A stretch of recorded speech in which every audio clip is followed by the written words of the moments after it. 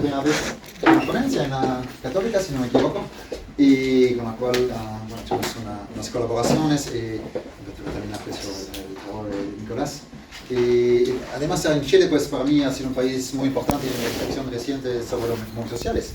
Tuve la posibilidad de venir aquí a Chile desde 2014, me invitó Manuel Antonio Gaetón por primera vez en 2014, casi cada año después he regresado aquí. E hicimos con Carla Enríquez este libro, Chile en Movimientos, con entre los autores Natalia Miranda, que está por aquí, sobre los sindicatos. Ella escribió una tesis muy importante sobre el movimiento No Más AFP, un movimiento bien importante que en su época era, como muchas otras olas de movimientos, el más grande, las protestas más grandes, más amplias en Chile, en la historia democrática de Chile. Así que tiene un capítulo importante en este libro, Chile en Movimientos.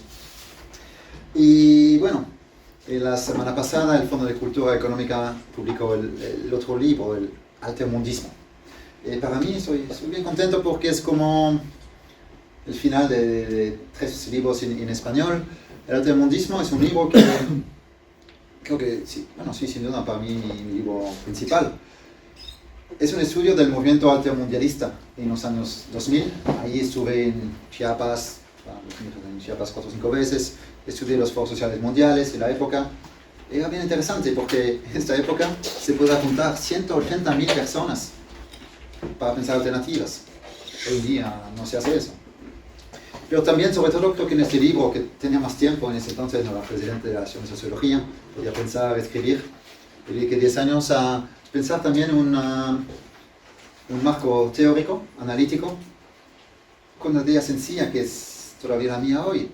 Cómo cambiar el mundo, cómo hacen los actores para cambiar el mundo. Y eso es una cosa que siempre cambia, la manera de cambiar el mundo. No hay respuesta. De repente voy caminando en los bosques con mi papá me dice, bueno, ya va, 25 años que trabajo sobre eso, dime cómo se cambia el mundo. Y la verdad que periodistas a veces nos preguntan eso. Claro que no hay respuesta.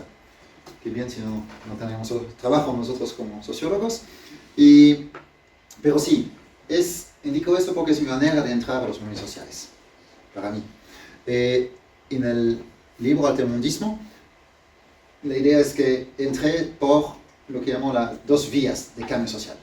En el mismo movimiento había actores que pensaban el movimiento mucho más a partir de un activismo prefigurativo. Había que implementar en las prácticas el otro mundo posible. Un vertiente colectivo, comunitario, como zapatistas, muchas comunidades urbanas, rurales, y un vertiente individual.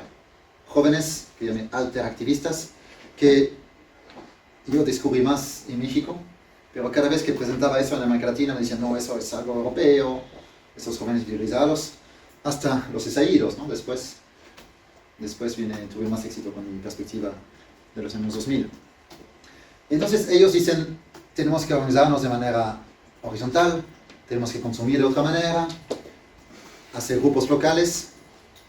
Ha sido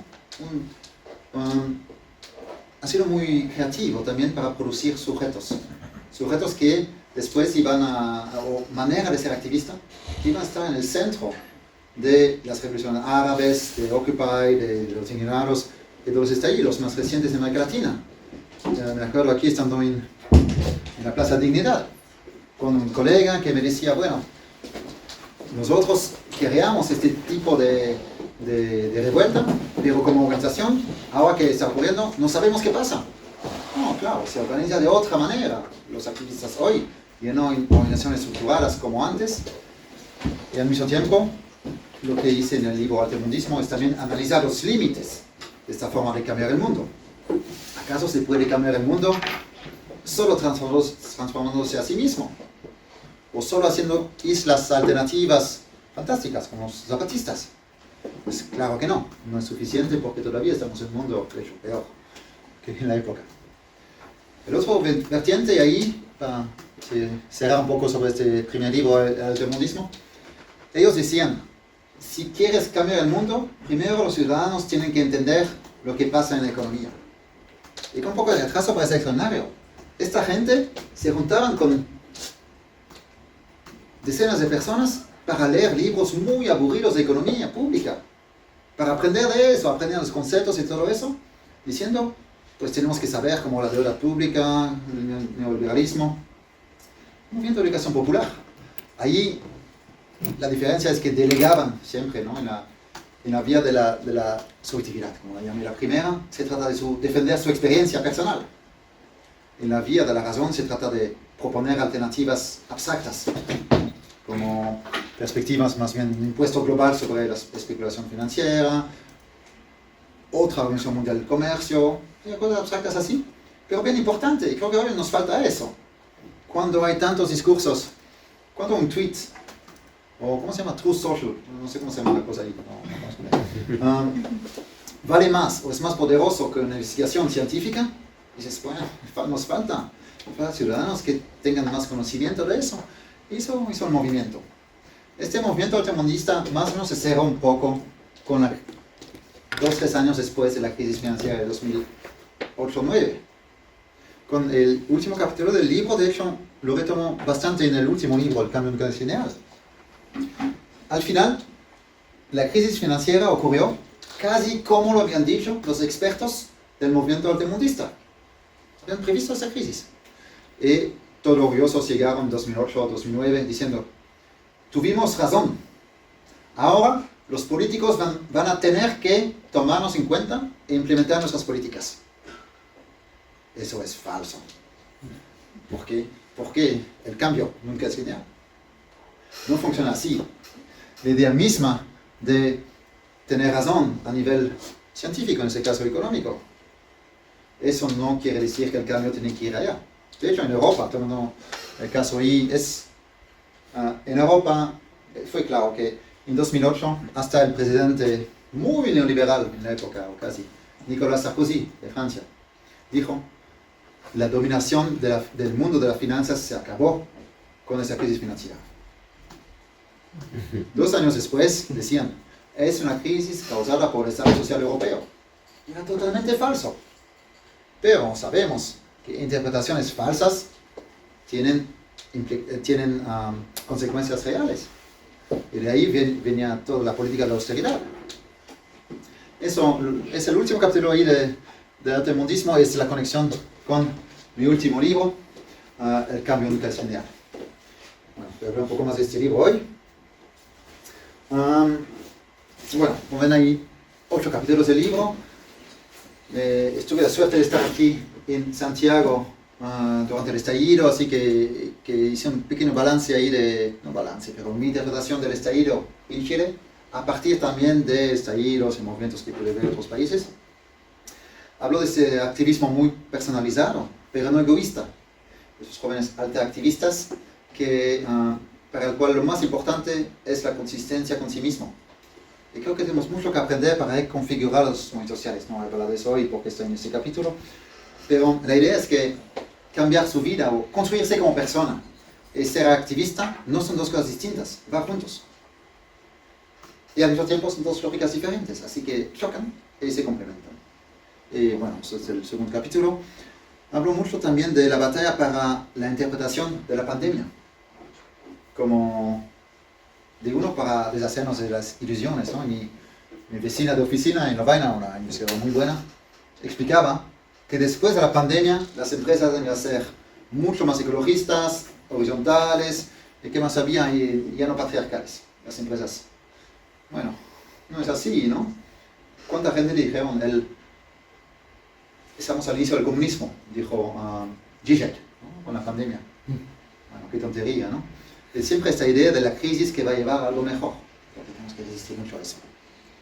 La importancia de la solidaridad que se saben aquí, ¿no? Durante la pandemia, las ollas populares, muchas más cosas ahí. El capítulo 5, el más largo, quizás el que más me apasionó. Hay una cosa que como sociólogo de los movimientos sociales yo había totalmente negligido, ¿se dice? Que no me había prestado atención, la religión. En particular en Europa Occidental. Es una sociología tan secularizada, pero más aún que los actores que estudiamos. Entonces ahí, de repente se elige Bolsonaro y todo eso se viene ahí. Pero Bolsonaro es la punta del iceberg, ¿no? En todo el movimiento religioso, los actores religiosos llegan a tener estrategia más o menos, o por unos alcance de 3, 4, 5 décadas. Lo que los medios sociales no tienen tanto, porque en la época de hoy todos queremos todo enseguida, incluso los medios sociales. Y ahí, bueno, tomo ese capítulo no solo para estudiar los actores progresistas y los actores reaccionarios, pero también para mostrar la importancia de largo plazo de actores como la teología de liberación, que produjo muchos, no voy a entrar en el detalle, ahí voy a presentar eso el jueves 26, creo, en el IDEA, con Christian Parker, más del tema de religión. Pero, en resumen, la teología de liberación fue cortada por Juan Pablo II y Ratzinger en 1984. Pero los actores que se habían producido por ese corriente transformaron Brasil 20 años después. Lula, Dilma, toda la economía solidaria de Brasil, el Foro Social Mundial, ahí eran todos actores de la teología de liberación, producidos por la teología de liberación.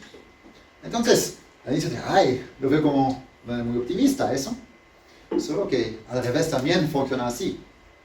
Los actores no pentecostales no son todos conservadores, pero los reaccionarios ahí que se producen hoy en día en Brasil van a transformar Brasil en 30, 40 años también.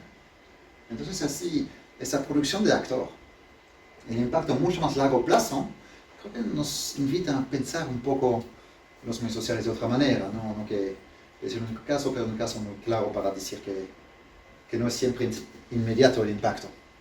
Y finalmente tengo 3 capítulos más sobre sociología global. Bueno, que ahora tengo que hablar de eso, ¿no? Como presidente de la ISA. Pero, ¿qué será? Quizás ahora para volver más al tema del día. Tengo que medir un poco. Lo que quiero hacer más allá de los movimientos sociales es también una propuesta para otra sociología global. Para lo cual tengo un problema para mí, la sociología global primero hay que decir que no hay un global ahí fuera, arriba del mundo, no es así. Que lo global no se produce solo en las instituciones internacionales, no es solo de la OMC o de no sé qué, no. Lo global se produce también, por ejemplo, con los indígenas zapatistas, por muchos actores. Y en particular, si tomamos los estallidos, que es el tema del primer capítulo, tengo un debate con mis colegas franceses en particular, que están muy de moda aquí en Chile, sobre la dimensión nacional y global. Para mí, primero, no son exclusivas. Debate un poco con colegas franceses ahí cuando dicen, ellos como quieren comprobar que el movimiento nacional parecía que no es global. Para mí no tiene sentido eso. Hay dimensiones nacionales y dimensiones globales del mismo movimiento.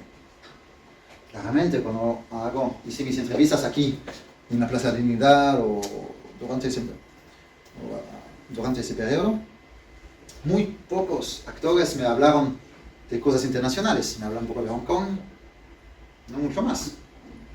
Pero luego veo las dimensiones de ese movimiento y se parece tanto a lo que yo he visto en otros lados. No es igual, pero se parece. Así que mi propuesta es decir, solo tomamos la sociología global con esta pregunta. ¿Qué podemos aprender sobre este movimiento si lo analizamos como parte de una ola global de movimientos?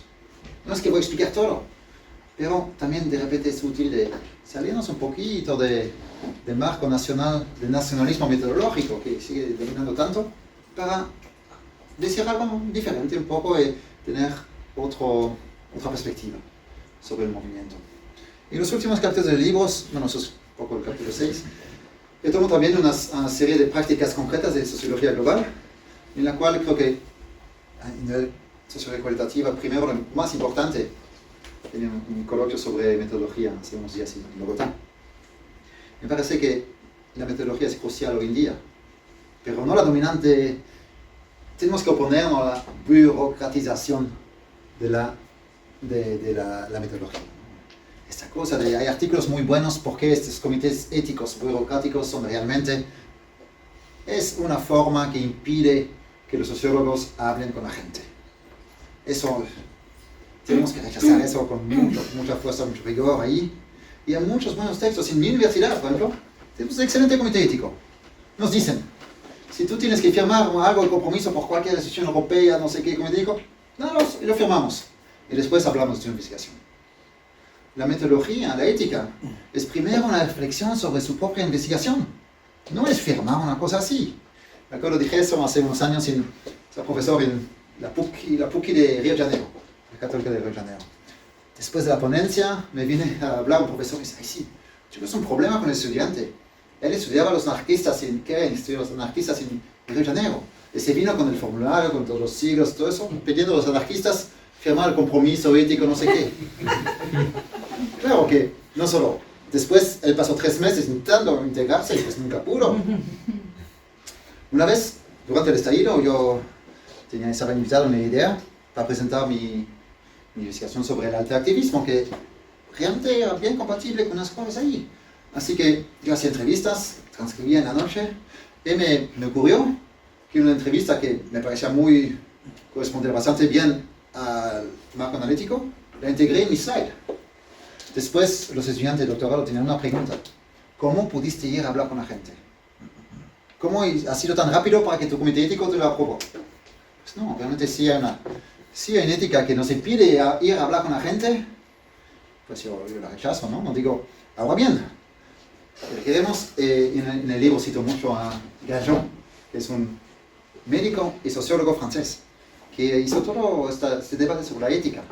Para él, la ética fuerte es algo muy diferente.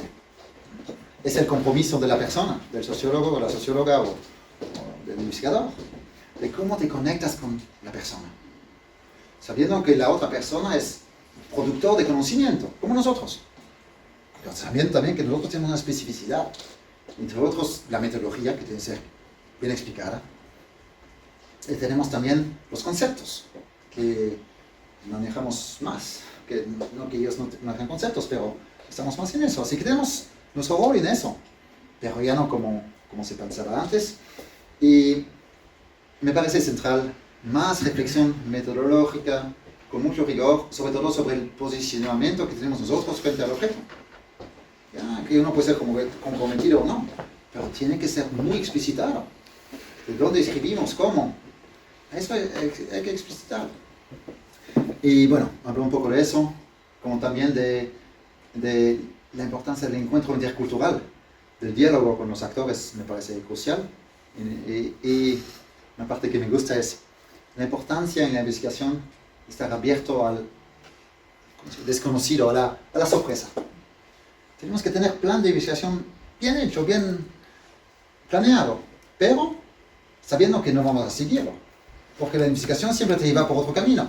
La cosa es que si no lo planeas bien, no estás listo para ver lo que es diferente, para cuestionarte. A veces digo, ya, Natalia está allí, sabe que es a veces difícil hacer un doctorado conmigo. Y digo, pues si tú tienes un plan, ya sabes exactamente lo que vas a encontrar al final, no vale la pena hacer la tesis, ¿no? Ya sabes. Y es como una mezcla, ¿no? Que tenemos que tener un plan bien claro y pensar cada etapa y al mismo tiempo estar abierto a desviarnos, porque la realidad no es así. En fin, eso es solo la parte un poco metodológica. La sociología global ya hablé mucho de eso, ¿no? Y sobre todo, no voy a mencionar más eso, pero sociología global, lo que significa hoy y lo que significaba hace 25 años cuando inicié con todo eso, no es diferente, es lo opuesto. Hoy en día, hace 25 años, una sociología global era la americanización de la sociología. ¿Cómo se tiene que decir eso aquí? La estadounización, algo así, ¿no? Americanización de la América Latina. Eso era. Ahí se ve como en la asociación con Uman, otro presidente de la ISA, Wallerstein y otros, se ve el contracorriente. Hoy en día, la primera cosa en la sociología global es un diálogo global entre varios continentes. Rechazar el eurocentrismo es el primer paso de cualquier sociología global. Y lo veo cada rato. Estaba hablando con mis colegas allí después del Congreso Japonés de Sociología que tenía que abrir ahí con una excelente colega feminista.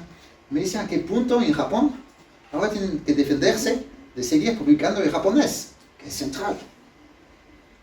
Porque también se intenta imponer el inglés con sistema de puntos no sé qué. Pero luego dicen, la cosa es igual en muchos países, incluso este. ¿Cuántos investigadores que no están contentos con el sistema, pero que también vamos reproduciéndolo? y tengo un problema, estuve en Claxo la semana pasada, tuve un poco el problema al revés.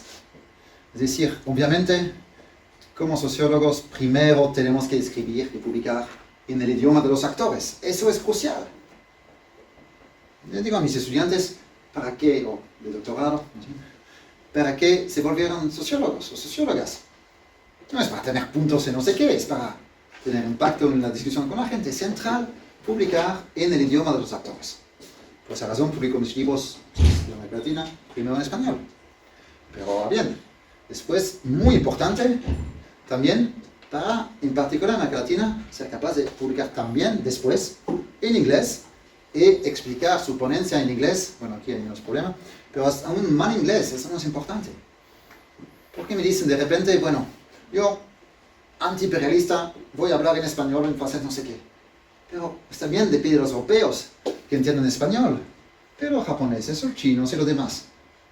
El inglés, imperialista sí, pero el idioma común, importante, publicar en varios idiomas, será la prioridad de siempre el idioma del actor. Bueno, eso era la última parte del libro. Y ya también un poco demasiado tiempo ahí. Pero voy a hablarles de lo que tenía planeado también. Movimientos sociales. Estamos obviamente en la época de reconfiguración de los conceptos ya desde mucho tiempo. Conceptos que ya no van tan bien y con un corriente mainstream muy fuerte, totalmente inspirado de la realidad norteamericana. Y eso, de Estados Unidos, porque México es muy diferente.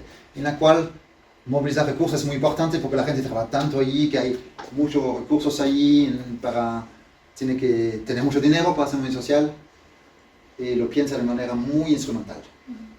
Una corriente de sociología anti-utilitarista, que me parece muy importante. Y los conceptos siempre se van repensando, quizás más hoy en día, que es otro tema. Un tema de mi ponencia en la Universidad de Chile el miércoles próximo. Estamos en una época donde se repiensan todos los conceptos de la sociología, gracias a muchos fenómenos, pero en particular participación mucho más fuerte de las mujeres en la sociología hoy, y el pensamiento que viene del sur que transforma los conceptos, y la historia de la disciplina. Esas dos cosas y otras transforman todos los conceptos, incluso el de movimiento social y cambio social. Entonces, en el libro El cambio nocional aquí lo dividí un poco en 4 argumentos sobre la idea del cambio y 4 sobre el concepto de movimiento social. El primero, por primera vez en mi vida, logré poner mi argumento principal en el título. Ahí me dicen, no, pues no, hay que poner una frase con título, no va bien, pero bueno. Pensé mis estudiantes, en la vaina, no aquí, pero que ya no me dicen que ya no quieren leer libros. Así que por lo menos pongo el argumento en la portada y quizás lo van a ver. El cambio nunca es lineal. En lo que les voy a contar a mis 8 argumentos, sigo al final, cada uno es súper evidente. No pretendo nada nuevo. Pero yo siempre caigo en la trampa de eso. Siempre uno pensando la cosa más... Son sencillas, pero creo que es necesario de recordar un poco estos elementos en cada análisis. En cambio lineal, eso sí me propongo entonces entender los movimientos y sus roles. Creo que hay que renunciar a las ilusiones de ese cambio lineal. Y voy a tomar un ejemplo que quizás conocen. Soy en un país donde hubo un gran movimiento estudiantil en 2011, hace poco. El movimiento todavía está en la calle, que ya llega el libro El fin del sistema. El mismo autor, en 2019, escribió otro libro para decir algo como realmente hago así el fin del sistema. Por favor. El cambio no es así. Y pretendo, sociólogo, ¿cómo? Pretendo que tenemos que entusiasmarnos en la investigación. Ser entusiasmado por los medios sociales, lo que pasa en la calle, sí.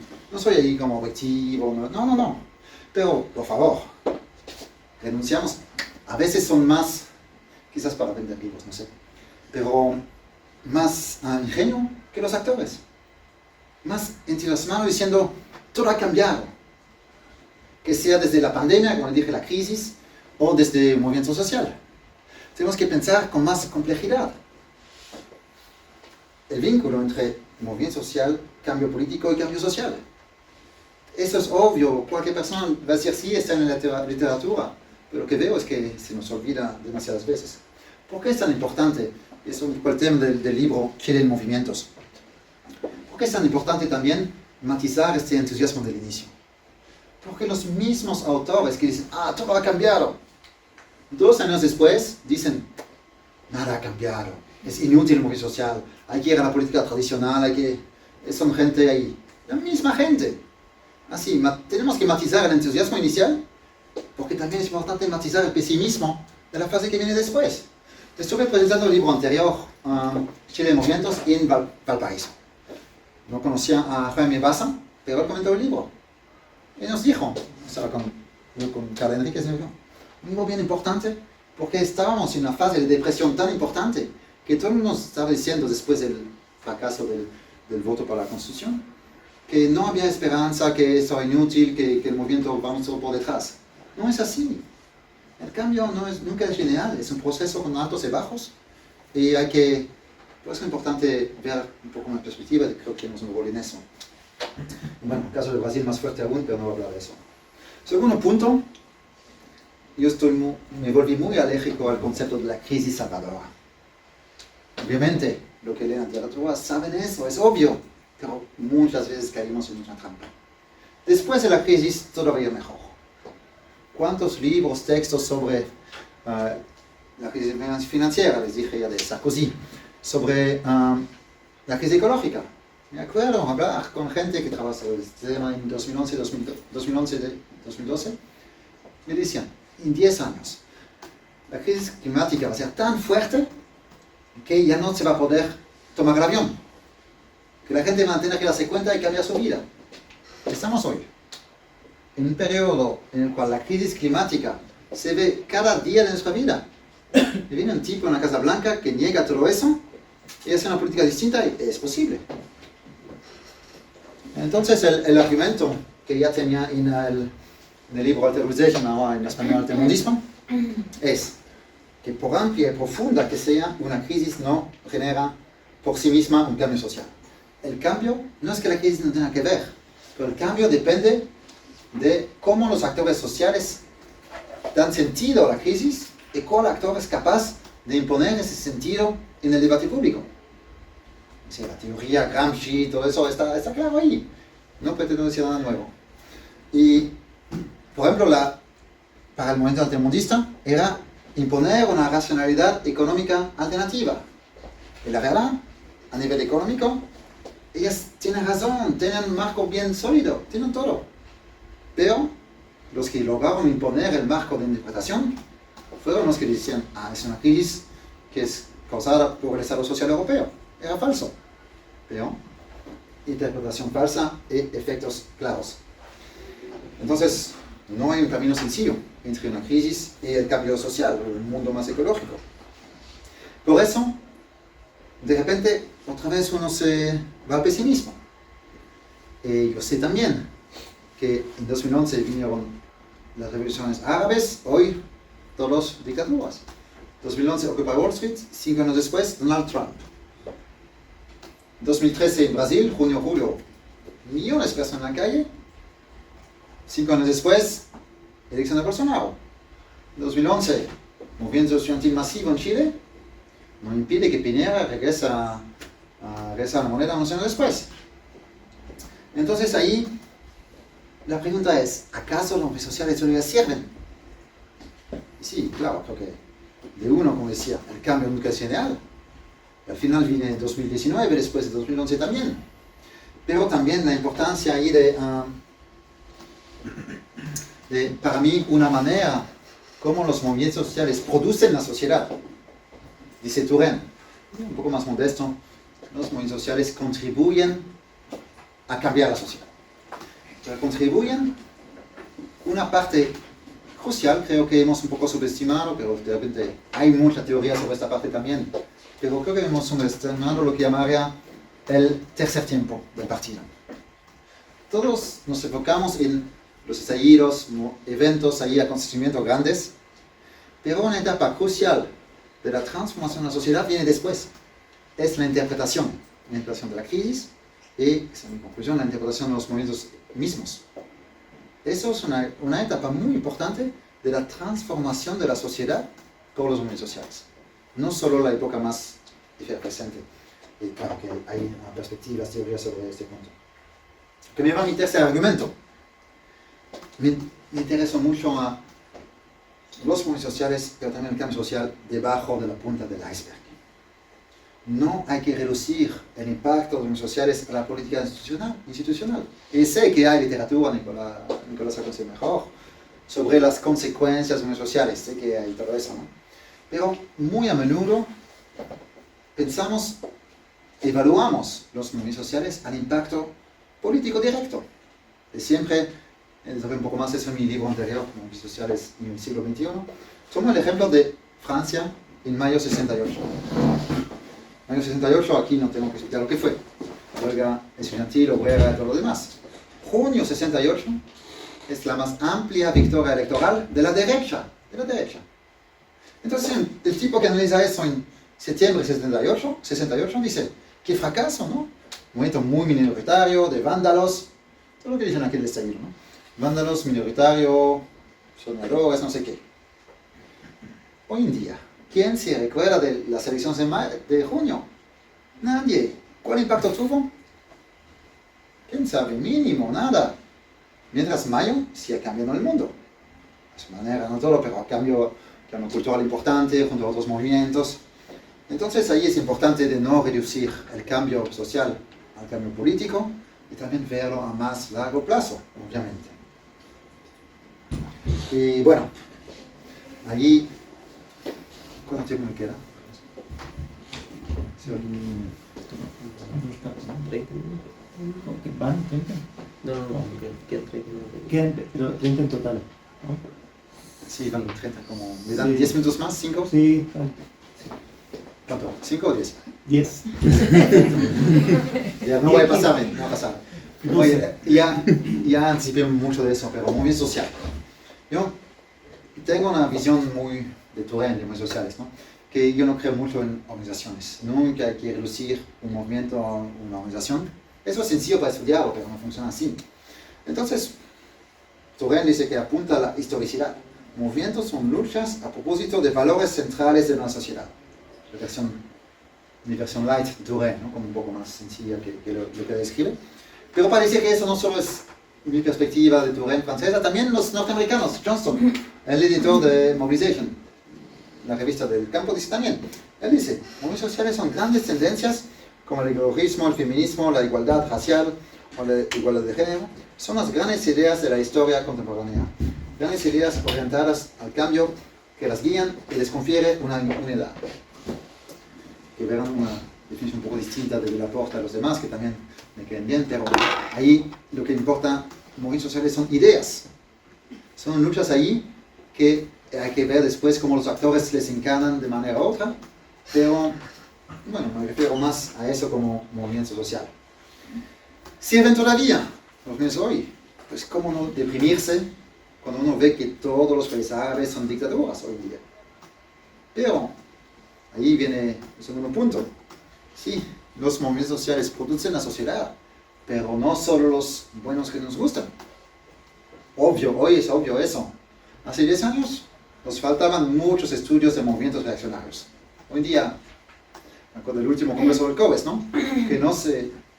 más 60% es dedicado a los movimientos reaccionarios. Y no se puede hablar de estallido sin decir, ay, pero también había un estallido de derecha. Porque no creo que era cierto, pero siempre había que decir también la derecha. Y, en fin, hoy estamos mejor como investigadores porque tomamos mejor en cuenta eso. También diría que otro tipo son los movimientos de defensa del capitalismo. Para tomar lo que dice Leslie Wood o Lawrence Cox. Analizarlo como movimiento social. De repente nos preguntamos, ¿cómo fue que toda esa interpretación de los movimientos cambian? En el libro, capítulo 5, desarrollo el tema con Brasil. En Brasil se creó una red que se llama Estudiantes para la Libertad, una federación. Estudiantes para la Libertad, directamente financiado por un think tank de Estados Unidos. Ellos dicen que entre 2014 y 2016 organizaron formaciones de jóvenes líderes en 357 instituciones de educación superior. Son ultraliberales. La referencia principal es Miche. Realmente son gente ahí, digo, de los progresistas, nadie fue capaz de llegar a todas las instituciones. Y sigan un poco aquí las formaciones de la extrema derecha en Chile. Tienen formaciones de muy alta calidad, que tenemos que analizar, obviamente. Y sobre todo eso alérgico, un poco eso me pasa en mi clase. Esa idea de movimientos populares, que se entiende siempre como progresista, amable, feminista, no sé qué. No. Movimientos populares también de extrema derecha, obviamente, ¿no? Tenemos que ver todas las dimensiones. Es una batalla en los medios, donde los progresistas no tienen muchos medios. Pero también en el campo de la religión, en todos los campos hay esta batalla entre los actores. Otra vez, nada muy nuevo, solo que recordar un poco todo eso. Y vamos igualmente con estos movimientos debajo de la punta del iceberg también, es decir, tenemos que dar más importancia no solo a las protestas, que de repente se analiza mucho cuánta gente, cuántas organizaciones, número de protestas, que siempre me pregunto cómo miden eso, ¿no? Porque hay protestas de 20 personas, otra de 2 millones, que es una protesta, o de repente en la protesta hay actores muy distintos. Tengo un artículo en Rumania donde la extrema derecha se moviliza con la izquierda y van juntos, y que es una protesta, dos, en fin. Protesta es importante, es una experiencia fuerte para los actores, pero solo es una parte de los movimientos. Lo que pasa después, lo que Melucci llama en la latencia, es muy importante. Por ejemplo, en el capítulo sobre la solidaridad y el apoyo mutuo durante la pandemia, enfatizo cómo de ahí también surgió otra perspectiva, otra concepción sobre la salud pública, comunitaria o entre los zapatistas, en el sector urbanos. Así que no es solo práctica, hay que pensar juntos alternativas y críticas. Es una cosa que tenemos que pensar un poco mejor. De repente se ve mucho entre las feministas, por ejemplo. Fue muy impactante cómo al inicio de la pandemia fueron las redes feministas, con un rol importante, las sociólogas, que dijeron, estamos frente a una pandemia de violencia conjugal. Eso no se veía al inicio. Y lo vieron porque primero fueron ellas que recibieron compañeras que también estaban golpeadas por su pareja y todo eso, y todos los centros de acogida cerrados. Bueno, ahí se hizo una solidaridad primero la solidaridad con gente, y luego se volvió un tema importante ahí, que se volvió a pensar el cuidado. Bueno, fue muy interesante a nivel intelectual. Y esta cosa de la solidaridad no es algo simpático adicional de los movimientos, es un elemento central, donde se contesta un valor central de nuestra sociedad, que es el individualismo, la desconfianza de los demás, etc. Ahí es importante también ver estos gestos cotidianos en los movimientos. Y yo diría siempre más, o quizás siempre ha sido así, y un punto más me interesa más hoy, la importancia del impacto de los movimientos en la subjetividad, en la subjetivación. Subjetivación es la manera de construirse como actor de su vida. Pero el sentido de la vida, las cosas son visiones, los encuentros interpersonales que transforman, incluso nuevas espiritualidades, que yo no le prestaba ninguna atención a eso antes, pero se ve cómo está surgiendo ahí. Me parece siempre más importante en muchos movimientos cotidianos, la ecología, el feminismo y otros. Es bien interesante este cambio cultural de más largo alcance. Y casi para concluir, me arriesgo de hablar de Chile aquí, yo sé que conoces mucho mejor este tema que yo, solo para mostrarle una interpretación posible también, además de decir fracaso. De hecho, fracaso o éxito del movimiento social, yo no sé qué quiere decir. Eso, ¿qué es un movimiento que fracasa? ¿Qué es un éxito? No sé. Hay un debate desde mucho tiempo en el campo de la teoría de movimientos sociales. Pero pienso que si tomamos el estallido, con todos sus límites ahí, pero esta idea misma de la confianza en los demás, si se ve la primera línea o las partes ahí, yo estuve testigo ahí de gente que se hablaban sin conocerse. Y es algo importante en un país donde se aprende más bien la desconfianza al otro. ¿Qué es? El otro es a lo mejor un competidor, a lo peor un ladrón, y sobre todo no hay que cuidarse de los demás. Pero entonces lo interesante también es que esa confianza con los demás, la solidaridad, y al mismo tiempo un movimiento individualizado, como se ha dicho. Ahí hay que tener un debate sobre, creo que no es la afirmación de un ser auténtico o algo así, no era eso, era más una transformación personal. Y quizás ahí podemos debatir, no sé qué piensa de eso. Para mí, visto de lejos, pienso que es un movimiento que cuestionó lo que quiere decir ser chileno en el siglo XXI. Como la idea, Chile actual, de los 90 quizás, concertación, Chile es un país que salió de una dictadura, 30 años después, nueva generación, y no es suficiente. Es lo que cuestiona este movimiento, es la idea misma de meritocracia, no solo este movimiento. Pero esta idea que en Chile, si trabajas mucho, tienes una buena vida, pues ellos salen a decir que traigo mi vida y no puedo pagar mi medicina. La idea del oasis chileno, obviamente, neoliberal. La centralidad del trabajo. En las entrevistas me decían, trabajé día y noche. ¿En dónde pasaron 30 años en vida? Dijo 30 años, pero no por dictadura, por su trabajo, el tipo ahí. La idea de un país que está con las políticas hechas para y por las élites económicas. La violencia del Estado, dicen, en lugar de la violencia económica. Y sobre todo, bueno, sí, a mí lo que más me impactó, esta idea de Chile que se ha presentado mucho tiempo como un país sin indígena. Yo vine aquí y yo mismo en mi clase me dijo, no, en Chile no hay tanto indígena, no es importante. La bandera que se elige, como saben, es la bandera de los pueblos mapuches. Cultura patriarcal, en fin, serie de cosas que sacuden la identidad de muchos lados. Claramente después de eso viene ¿cómo se llama eso? La cruda de México. Bueno, en fin, la caña. En la sociedad sacudida, y claro que después viene reacciones de todos lados. No hay que esperar que porque se proclama eso en la Constitución va a ser. No, es complejo. Pero lo que me interesó es cómo una serie de valores centrales de un país están cuestionadas. Es lo que pasó en Brasil también. ¿Cómo fue en Brasil? 2013, yo estuve ahí, hice muchas entrevistas. Les puedo asegurar que fue una protesta muy progresista. Querían más Estado social, más acceso a la educación, algo mucho más a la izquierda que la política del PT, Lula y Dilma. 2 años después se interpreta el mismo movimiento como antipetista, en contra de Lula. No era cierto. Pero esta idea del movimiento antipetista tuvo un impacto grande en el debate público en Brasil. Y aquí igual, ¿no? Después de eso hay la batalla, el tercer tiempo, la batalla para la interpretación, no solo la crisis, pero la interpretación del movimiento, eso está en el centro de una batalla importante. Aquí en Chile es obvio todavía hoy. Pero inician la batalla ahí, bueno, conocen esas fotos, ¿no? Cuando en la noche venían jóvenes también de la extrema derecha a rayar las obras de arte en las paredes del centro, para decir, acá es el carabinero, todo eso, y después venían los demás a rayar la cosa que era, bueno, en fin, la batalla para la interpretación del estallido. Y creo que es un tema importante ahí, bueno, articulación política y apoyar. Eso, para concluir ya. Creo que este tiempo para mí me apasiona. Cómo la interpretación del movimiento es en sí una etapa muy importante del movimiento y del impacto que va a tener el movimiento. Y en esta parte, nosotros, investigadores, somos parte del debate, que lo queremos o no.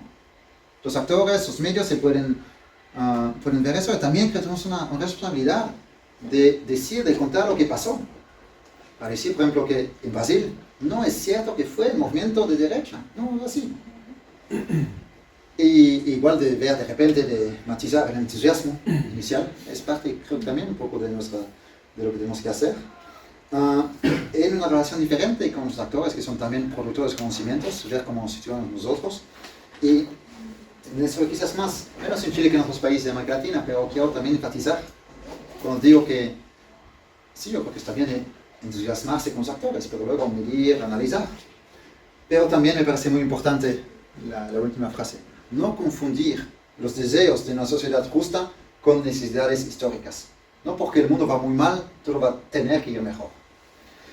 La urgente necesidad de un mundo más justo, social y ecológico no es un argumento suficiente para que este ocurra. Otra vez parece súper obvio, pero ¿cuántas veces no veo ahí la gente diciendo el mundo va tan mal que va a tener que ir mejor? ¿O cuántas veces de repente hay que confundir el hecho de estar al lado o decir 100 veces que el mundo va muy mal, no hace de uno un sociólogo? Es decir que estamos del lado de los más oprimidos, está muy bien, pero eso no es sociología, ¿no? Creo que no basta la sociología.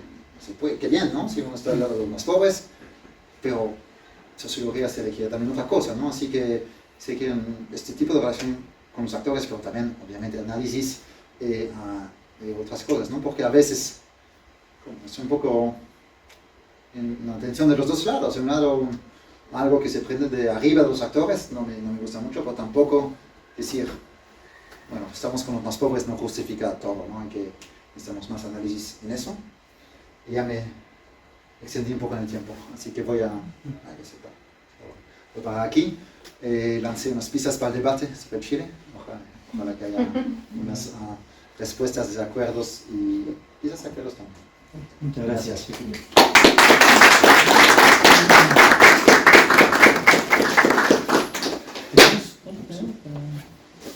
Debemos tener como 10, 15 minutos. Tenemos unos 15 minutos para preguntas, respuestas, debate.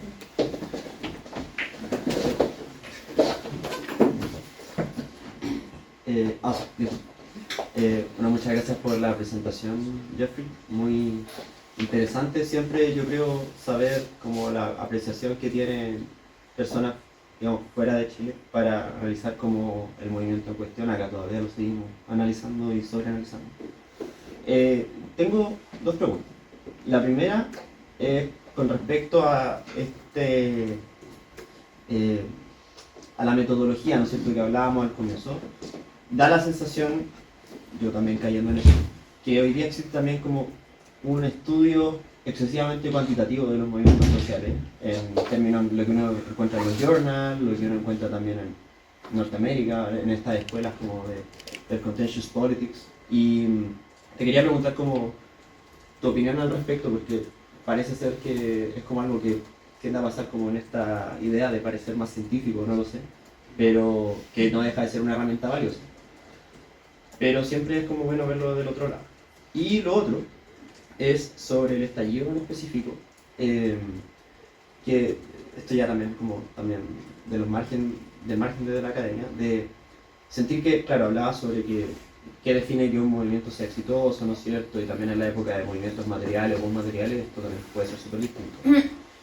Pero da la sensación que movimientos como el estallido social, si lo conocemos como un movimiento, por falta de liderazgo quizás, estas interpretaciones que hacen otros autores como, no sé, Manuel Canales acá en Chile, por ejemplo, como que lleva a un auténtico desconocimiento también de los avances que puede haber generado ese movimiento, ¿no?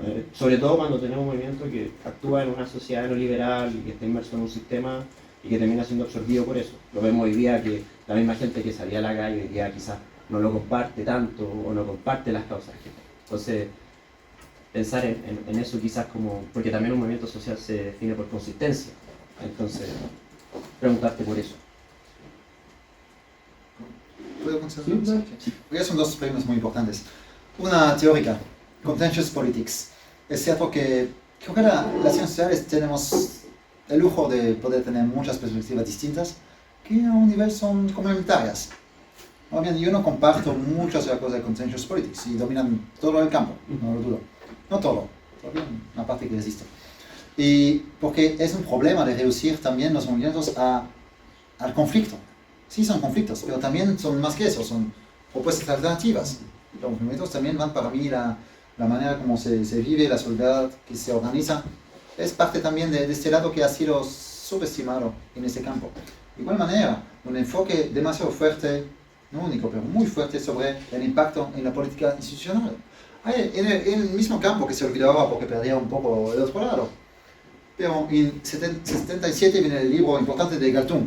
Él dice básicamente, los movimientos exitosos son los que lograron organizarse, institucionalizarse, formar sindicatos, partidos y ganar el poder.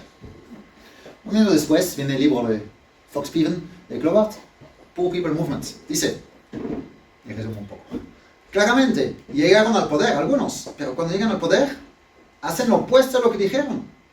¿Qué ganaron los campesinos? ¿Qué ganaron los obreros cuando esta gente llega al poder?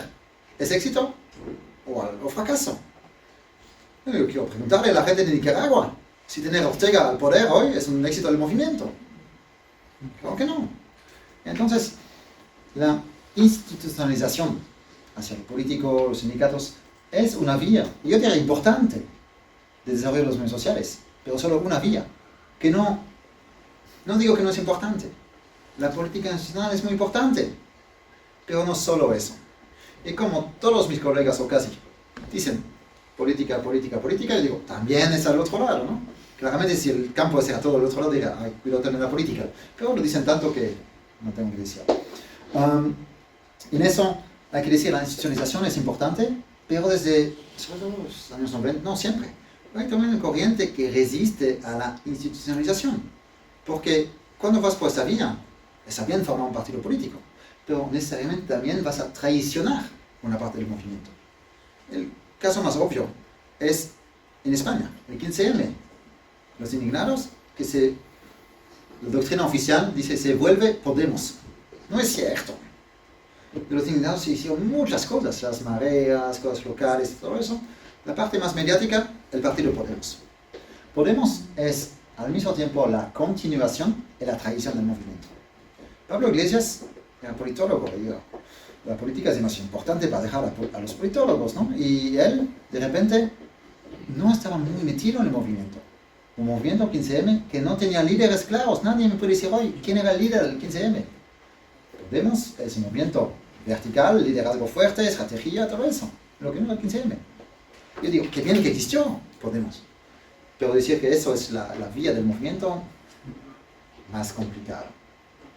Y en eso creo que tenemos que analizar las distintas vías de los movimientos, pero también hay una parte, y ahí me junto más a quizá la presentación de Ana Turén, de ver la parte más de transformación cultural, de la interpretación de la sociedad, de los valores, y creo que hoy vemos, en particular con la extrema derecha, con Trump y los demás, la importancia de la batalla, ¿no? Que describe un poco Gramsci, ¿no? De la batalla para la hegemonía, y vemos que tanto ellos son eficaces en transformar la realidad, más que los actores progresistas. Y bueno, y finalmente mencionaste materialista, lucha materialista, postmaterialista. Es una cosa que le gustó mucho a Turén, sin que él nunca creó la cosa de nuevos movimientos sociales, ¿no? Que realmente creo que no funciona eso. La cosa es que la idea que hay movimientos que se centran en la identidad y que ya no es importante la lucha para la redistribución. Quizás ha sido un poco cierto en una época, no sé. Pero si vemos a partir del movimiento altermundista, los zapatistas, que muchos intelectuales clasificaron como dignidad indígena, muy identitario, si uno lee los comunicados zapatistas de los primeros años, habla todo el tiempo de economía, del capitalismo, de la lucha por la tierra, el movimiento que pide redistribución. Materialista también. El movimiento altermundista, los niquesianos combinó mucho eso. Repertorio de lucha materialista, redistribución y lucha postmaterialista, aunque no me gusta el nombre. Pero a partir de 2011 no es así. A partir de 2011 los dos no se combinan. Son tan vinculados que no se puede distinguir. Me acuerdo haber hablado con Turén de la dignidad. Saben muy bien aquí que su plaza principal se llamó la Plaza de la Dignidad. El mismo término que la revolución en Túnez. También se llamó la revolución de dignidad. Así que yo me fui ahí a Túnez y pregunté a la gente ¿qué significa para ti la dignidad? Y me contesta un chico, ya, un joven, vamos a decir, me dice, la dignidad para mí es tener un empleo, para que no tenga que ir a pedir limosna cada semana a mi mamá. Ya tengo 25 años, quiero vivir de mi trabajo. Otros me dicen, la dignidad es tener una casa digna. Como dignidad se proyecta algo postmaterialista, pero también una reflexión muy materialista. Y no creo que hay que distinguir los dos. Si se ve el movimiento feminista, el más importante quizás de nuestra época, el ecologista, se ve como los dos están muy vinculados, que no la igualdad y la identidad también, la subjetividad también.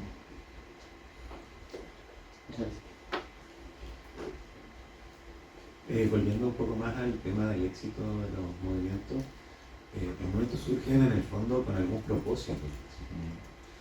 Quizás ese propósito puede estar desdibujado al comienzo, e independiente si gana elecciones o no gana elecciones, si se institucionaliza o no se institucionaliza. Quizás la vara para medir sería eso, la propuesta inicial, la proposición, si se ha alcanzado, si se ha avanzado. A pesar de que haya elecciones fallidas o ese tipo de cosas. Quizá en el largo plazo el propósito se ha alcanzado. En algunos movimientos sociales. Algunos ¿no? sí, pero ¿cuál es el propósito de los zapatistas o del estallido del 2019 al inicio? Pues a eso me refiero porque está muy desdibujado y quizás el propósito va mutando mientras el movimiento está en acción, claro. Pero quizás no todos los movimientos son iguales en el fondo y algunos sí hayan alcanzado sus propósitos alguna vez. Sí, quizás. No sé. Sartre decía que la historia de la Revolución Francesa no se acaba de escribir, porque cada época se vuelve a interpretar, se vuelve a ver cómo es. Un movimiento como el feminismo, como el movimiento zapatista, indígena, otros, ¿cuándo se van a acabar? Bueno, ojalá que nunca, ¿no? Siempre hay ahí, es complejo. Siempre que alcanza una cosa viene la siguiente, porque al final es un valor crucial que luchamos siempre para el movimiento, para el conocimiento, para la diferencia, para eso, una lucha permanente que nos acaba. Y en eso, bueno, eso depende cómo definimos somos sociales, pero igual creo que eso concuerdo mucho con Turén, que a veces el propósito del movimiento puede ser sí, derrocar un dictador. En eso solo faltó 10 días en Egipto para derrocar un dictador. Pero hoy está con un dictador peor que el de antes. Así que fue un éxito o no. Pues para mí, no. Pero sí, derrocó al dictador. Por eso el alcance del movimiento es complejo.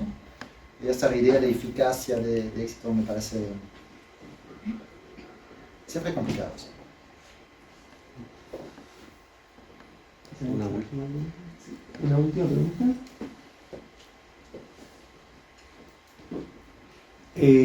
Bueno, sí, está guardado.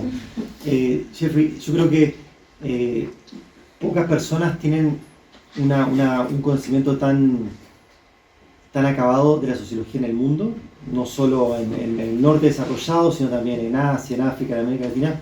Entonces quería preguntarte cuál es tu visión sobre en qué medida la sociología está dando explicaciones potentes, contundentes, innovadoras de lo que está pasando en el mundo en los últimos años con el ascenso de la ultraderecha, con la ignorancia parcial de la crisis climática, con la erosión supuesta de las democracias liberales. Sí. ¿Está la sociología a la altura de lo que está pasando o no? Eso obviamente es una pregunta mayor para mí como presidente de la ISA. Y primero voy a rechazar la primera parte, ¿no? Yo intento de aprender donde voy, pero no soy por nada mejor conocedor. La cosa es que sí, estoy sorprendido y aprendo mucho cada vez que voy a abrir un coloquio de sociología en la India o Japón, no sé qué, pues aprendo cosas que me sorprenden, eso me interesa mucho. Estuve hace poco en China, donde vi una sociología muy viva y al mismo tiempo muy controlada por el partido, por una generación. Bueno, en fin, todo eso es súper interesante, aprendo. Me falta tiempo para leer porque se puede tantas cosas, tantas partes. Y obviamente, como presidente de la Asociación de Sociología, no vengo a decirles que la sociología ya no tiene nada.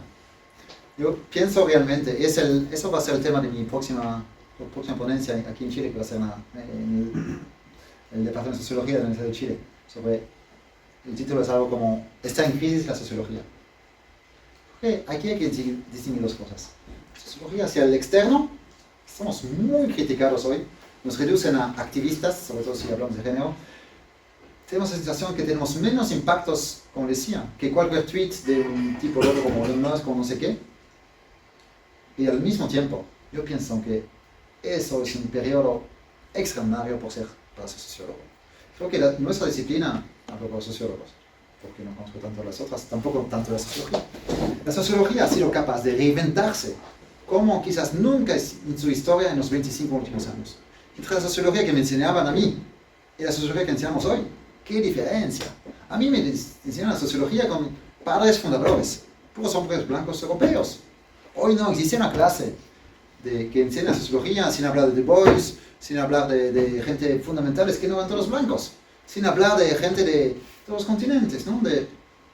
Hoy se piensa, por ejemplo, que, no sé, Falsborda, por ejemplo, indispensable en cualquier sobre la sociología. Igual, ahí diría Feuilleton, que dijo algo muy parecido a Falsborda con los campesinos en los años 30-40 en China. Hay una sociología mucho más abierta porque hemos sido capaces, como sociólogos, creo que lo crucial lo decía un poco al inicio. Primero, desde el año 2000 más o menos, hemos sido capaces, uno, de integrar mucho mejor campos críticos que se habían desarrollado afuera de la sociología. Probablemente no soy experto, pero los avances más importantes de los estudios feministas, por ejemplo, fueron antes del año 2000 quizás, pero a partir del año 2000, antes nosotros dijimos, eso no es sociología, fuera, ¿va? En estudio de campo, de área, feminista, no sé qué. Hoy en día lo que nos enseñaron ahí como situarse, positionality y todas estas cosas, es metodología de base en sociología, no es algo específico en el feminismo. La idea, igualmente, fuimos capaces de integrar muchas perspectivas de los estudios descoloniales, tan importante. No digo que estoy de acuerdo con todo ahí, pero obviamente que hay una perspectiva colonial en la parte de la historia de la sociología es obvio hoy. Tenemos la manera como estudiamos la pandemia. Sin las mujeres negras de Estados Unidos, hemos tenido una perspectiva distinta durante mucho tiempo. Y eso creo que la sociología ha sido capaz de abrirse a corrientes críticos y a la perspectiva epistemológica del sur. Y con eso la disciplina me parece mucho más activa, dinámica, capaz de aportar algo a los grandes desafíos de hoy. Subir de los autoritarianismos, la ecología. Tenemos ejemplos ahora mucho más claros de Asia, incluso de China y lo que se hace ahí, de América Latina, muchos sobre alternativas prácticas. Claro que no es suficiente, pero la manera de pensar estos temas siempre incluyen partes del mundo que totalmente... había sesgos muy importantes, todavía hay, pero hoy creo que por eso, el resultado de eso es que hoy estamos en un momento de la sociología en el cual todos nuestros conceptos están revisados. Porque casi no queda hoy pocos conceptos que no se han tocado. La idea de la modernidad. No se puede decir lo mismo después de Enrique Dussel y otros ahí. O tomamos lo que pasa en Corea del Sur, se veía hace poco, modernidad comprimida, todo eso, conceptos muy interesantes para América Latina. La idea, bueno, todas las ideas de todos los grandes conceptos, el care. El libro Karina Batiani, que nos invita a revisar el cuidado a partir de feministas de América Latina, claramente es útil para Europa, para otros continentes. La idea misma de la ecología, de la justicia climática. Todos los conceptos claves se están revisando y por lo tanto sí creo que es una disciplina fantástica. El problema para mí es que no tengo tiempo para leer todas las cosas que quisiera leer sobre el tema y cada vez que voy en un país diferente veo tantas cosas sobre todo diría la importancia de las mujeres en la disciplina. Recuerdo, a veces en Japón fue una socióloga muy de 78 años, pero al menos son las jóvenes ahí que contestan este paradigma activista en la sociología donde todo se tiene que medir y todo, y pone otras perspectivas que son tanto más estimulantes y sí creo que una renovación en curso todavía. Obviamente si digo eso, no faltará alguien y decir, ay, nos falta mucho camino que hacer, sí. Solo digo, damos un poco de tiempo para decir, nos falta mucho camino para mejorar la sociología, pero ¿qué tanta transformación en 25 años?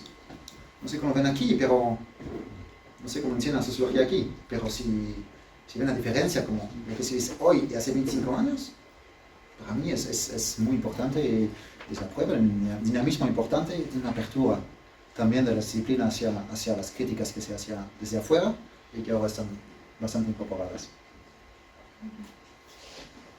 Bueno, muchísimas gracias, Jeffrey.